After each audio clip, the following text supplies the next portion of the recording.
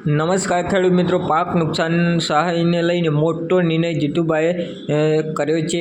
ખેડૂત મિત્રો માટે મોટી ખુશખબર છે। વિડીયો પૂરેપૂરો જુઓ, કારણ કે મીટિંગની અંદર જીતુભાઈ વાઘેલાએ શું કીધું હતું લાઈવ તમને બતાવું તો વિડીયો અહીં લગી જરૂર જોજો। નવા હોય તો ચેનલને સબસ્ક્રાઇબ જરૂર કરી દેજો। એમણે માહિતી આપી, મેં પણ માની મુખ્યમંત્રીશ્રીના ધ્યાને મૂક્યું। આપણે જાણીએ છીએ કે જે કમોસમી વરસાદ બીજા પખવાડિયા ઓક્ટોબરમાં થયો, 14 નવેમ્બરથી 15 દિવસ માટે પોર્ટલ કાર્યરત રહ્યું છે।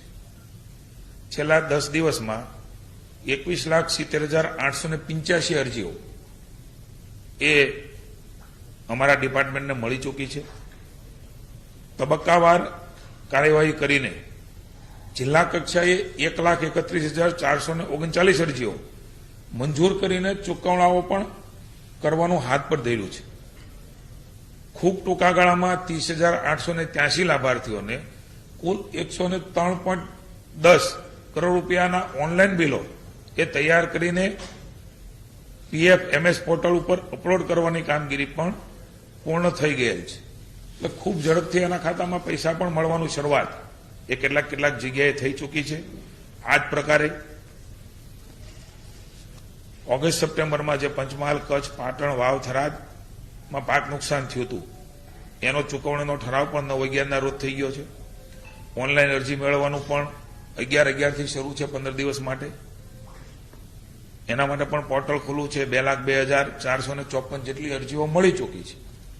આ જિલ્લાઓમાં પણ 32,723 અરજીઓ કે મંજૂર કરીને એના ચૂકવણાની પણ કાર્યવાહી એ શરૂ છે। ઓનલાઈન બિલો 6.62 લાખના બિલો પણ તૈયાર કરીને પોર્ટલ ઉપર અપલોડ કરવાની કામગીરી એ પણ શરૂ છે। આ પ્રકારે ડાંગરની ખરીદી, અલગ અલગ પ્રકારની જે જણસો છે એની પણ ખરીદીની શરૂઆત એ અન્ન નાગરિક પુરવઠા વિભાગ રમણભાઈ સોલંકીના માર્ગદર્શન નીચે થઈ છે। ખૂબ ઝડપથી ખેડૂતને મળે, ખેડૂતની નુકસાનીમાં ઉભા રહી શકીએ, આ અભિગમ સાથે રાજ્યની સરકારે પુનઃ એકવાર કહું છે કે ભૂતકાળમાં આટલા ઝડપથી ઠરાવો થવા, GR થવા, એમના ફોર્મ ભરાવા, ફોર્મ ભરાઈને ઓનલાઈન એમના ખાતામાં પૈસા મળવા, આવું કદાચ એ મુખ્યમંત્રી ભૂપેન્દ્રભાઈના માર્ગદર્શન નીચે સૌપ્રથમવાર આટલી ઝડપથી ખેડૂતોને મદદ કરવાના ભાવ સાથે રાજ્યની સરકારે કામગીરી કરી છે। Thank you.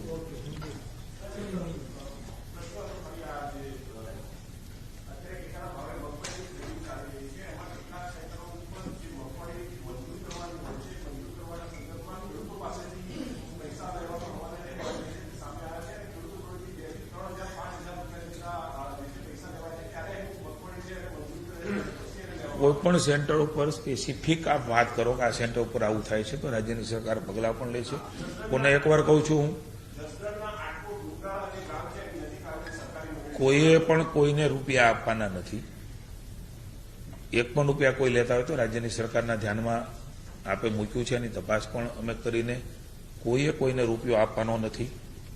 અને જે મગફળી જે ધારાધોરણના નિયમ પ્રમાણે છે એ પ્રમાણે એ ખરીદી મેં કહ્યું એમ 294 જેટલા સેન્ટરો ઉપર ખેડૂતોના સહકારથી અને આપ સૌના પણ સહકારથી આટલું મોટું કામ 15,000 કરોડ રૂપિયાની ખરીદી, એમાં પણ મગફળી સૌથી વધારે છે, આટલું માસનું કામ ખૂબ સરળતાથી વહીવટીતંત્રએ ગોઠવું છે। આપનો પણ સહકાર છે, સરળતાથી બધું કામ થાય એના માટે અમે પણ મોનિટરિંગ કરી રહ્યા છીએ ને જ્યાં પણ જે જરૂર જણાય ત્યાં અમારો વિભાગ ચોક્કસ પગલાં લેશે। Thank you.